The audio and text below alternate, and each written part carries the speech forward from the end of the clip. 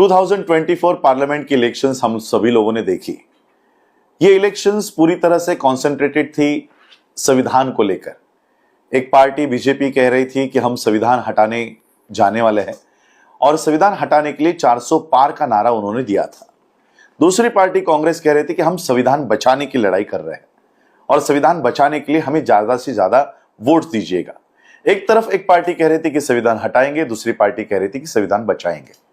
अब बीजेपी हारने के बाद वो कह रहे कि कांग्रेस ने एक फेक नैरेटिव तैयार किया कि हम संविधान हटाने वाले हैं, जबकि खुद आनंद हेगड़े ये कह रहे थे कि 400 पार जाना है क्योंकि संविधान हटाना है। महाराष्ट्र की पंकजा मुंडे कह रहे थे कि हमें संसद में ज्यादा से ज्यादा संख्या में जाना है ताकि हम संविधान हटा सके। खुद नरेंद्र मोदी ने संसद में ये खड़े रहकर स्पीच दिया है कि 400 नहीं तो हम 370 तो ला ही रहे ताकि हम संविधान हटा सके। तो ये फेक नैरेटिव है, ये बीजेपी बोल नहीं सकती। हाँ, लेकिन फेक नैरेटिव है।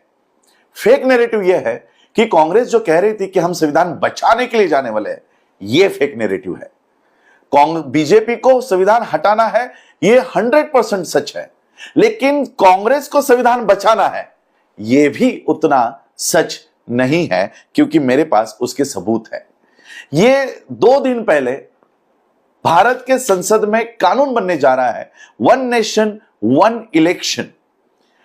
Government considering 3 bills to implement one nation one election plan.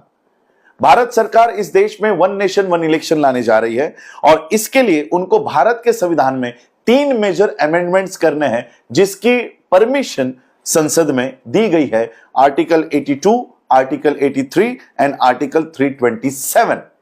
ये 3 आर्टिकल्स में पिछले हफ्ते में बहुत बड़े अमेंडमेंट्स भारत में हो रहे हैं। अब मुझे बताओ, जो कांग्रेस ये कह रही थी कि हमें संविधान बचाने के लिए अंदर जाना है, ये अमेंडमेंट्स जब हो रहे थे तब राहुल बाबा क्या सो रहे थे?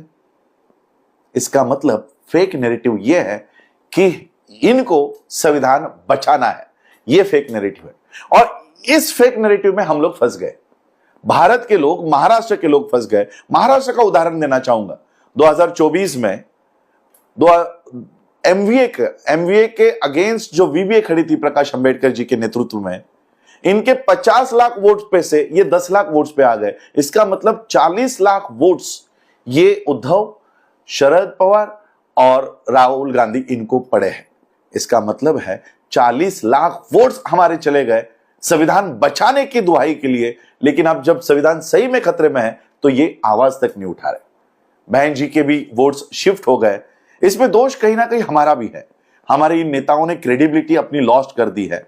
इनका विश्वास कहीं ना कहीं समाज का विश्वास उठ गया है इन पे से, और इसलिए ये वोट्स जा रहे हैं। और इसलिए मैं आज फिर से हमारे समाज के वोट्स हमारे ही पार्टी में आए, ना इस इंडी ना एमवीए के लिए जाए, और हमारे वोट्स का रिप्रेजेंटेशन में तब्दील हो। इसके लिए आज मैं बाबा साहब के रिपब्लिकन पार्टी ऑफ इंडिया को फिर से रिवाइव करके इस पॉलिटिकल मूवमेंट को अपने हाथ में लेने की मुहिम कर रहा हूं। जो विश्वास अपने बहन जी पे दिखाया, मेरे चाचा जी पे दिखाया, मैं चाहता हूं कि यह विश्वास एक बार आप मेरे पे दिखाए। याद रखिएगा, मैं उस डीएनए से हूं जिस डीएनए ने इस देश में 2500 साल की गुलामगिरी को 60 साल के उनके जीवन कार्यकाल में खत्म कर दिया। उस डीएनए को लेकर मैं चल रहा हूं। हमारे महाराष्ट्र के बौद्धों को मैं ये अपील करना चाहूंगा कि जो विश्वास अपने बाला साहब पे दिखाया, एक विश्वास इस बार महाराष्ट्र के असेंबलीज में मुझ पे दिखाइए, ताकि बाबा साहब ने जो रिजर्व सीट्स गांधी के जान के बदले में हमको हासिल करके दी है, उस रिजर्व सीट्स पर आज बीजेपी का और कांग्रेस का कब्जा है। क्या इनको नैतिक अधिकार है? अरे गांधी जी के जान के बदले में, प्राण के बदले में आपने हमको ये सीट्स दी है, वो सीट्स भी आप हमसे चुरा रहे हो।